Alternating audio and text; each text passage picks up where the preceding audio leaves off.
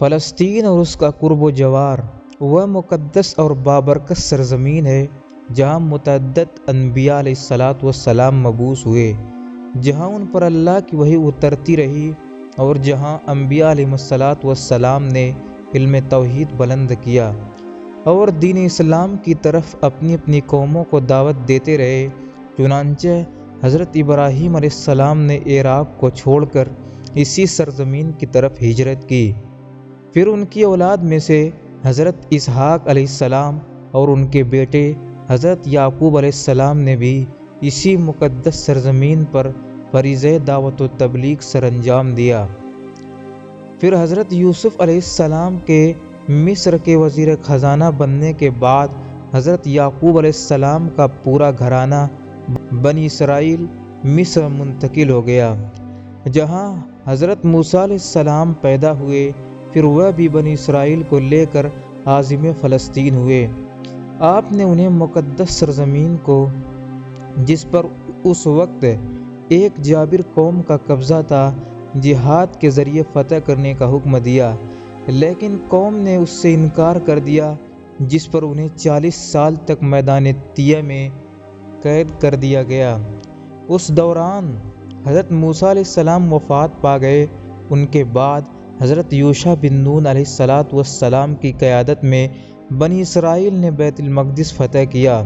اس سے معلوم ہوتا ہے کہ بیت المقدس کو دشمنان اسلام کے ظالمانہ قبضے سے آزاد کرانے کی خاطر جہاد سے روگردانی اللہ کی ناراضگی کا سبب بنتی ہے اور مسلمانوں کو ذلت و خواری کا سامنا کرنا پڑتا ہے، جیسا کہ حضرت موسیٰ علیہ السلام کی مسلمان قوم کے ساتھ ہوا۔ اور اگر بیت المقدس کی آزادی کے لیے مسلمان متحد ہو کر دشمنان اسلام کے خلاف جہاد کریں تو اللہ تعالیٰ ان کی نصرت فرماتا ہے، جیسا کہ اللہ تعالیٰ نے یوشع بن نون علیہ السلام کی مسلمان فوج کی مدد فرمائی۔ بیت المقدس انبیاء علیہ السلام کا قبلہ رہا، یہاں سے دعوت و توحید کا نور پھوٹتا رہا۔ بنی اسرائیل جب تک انبیاء کرام علیہ السلام کی پیروی کرتے رہے، اللہ تعالیٰ ان پر انعامات کی بارش کرتا رہا، لیکن جب وہ انبیاء علیہ السلام کی نافرمانی کرتے، اللہ ان پر ان کے دشمنوں کو مسلط کرتا رہا تاکہ وہ عبرت حاصل کر کے حق کی طرف لوٹ آئیں۔ یہی مبارک سرزمین تھی جہاں حضرت داؤد علیہ السلام کو بادشاہت اور نبوت کا تاج پہنایا گیا اور پہاڑ اور پرندے ان کے تابع کر دیے گئے۔ پھر ان کے بیٹے حضرت سلیمان علیہ السلام کو بھی اسی سرزمین پر وہ بادشاہت ملی جو پہلے کسی کو نہیں ملی تھی، نہ بعد میں اور نہ ہی آئندہ ملے گی۔ یہ حضرت سلیمان علیہ السلام ہی تھے جنہوں نے ہیکل مسجد اقصیٰ کی تجدید کی اور اسے اپنی بادشاہت کے شایان شان پوری شان و شوکت سے تعمیر کیا، اور تعمیر سے فارغ ہونے کے بعد اللہ سے دعا کی کہ جو بھی اس مسجد میں نماز پڑھنے کی نیت سے آئے وہ گناہوں سے پاک ہو کر لوٹے۔ پھر اللہ تعالیٰ نے حضرت زکریا اور ان کے بیٹے حضرت یحییٰ علیہ السلام کو بھی اسی سرزمین پر پیدا فرمایا، اور حضرت زکریا علیہ السلام ہی کے زمانے میں حضرت مریم پیدا ہوئیں،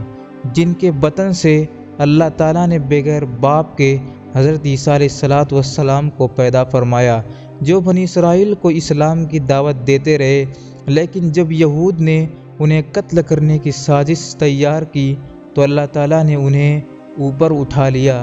اور ایک وقت آئے گا جب انہیں اسی سرزمین پر دوبارہ اتارا جائے گا اور وہ دین اسلام کے عظیم داعی بن کر دنیا بھر میں عدل و انصاف قائم کریں گے۔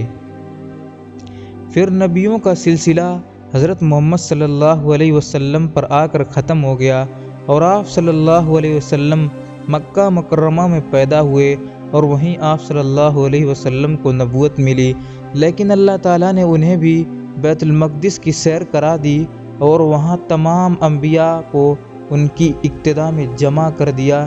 یہ اس بات کی دلیل ہے کہ بیت المقدس اور انبیاء کرام علیہ السلام کی پیروکاروں اور ان مسلمانوں کا ہے جو انبیاء علیہ السلام کی دعوت توحید کو تسلیم اور ان کی تعلیمات پر عمل کرتے ہیں۔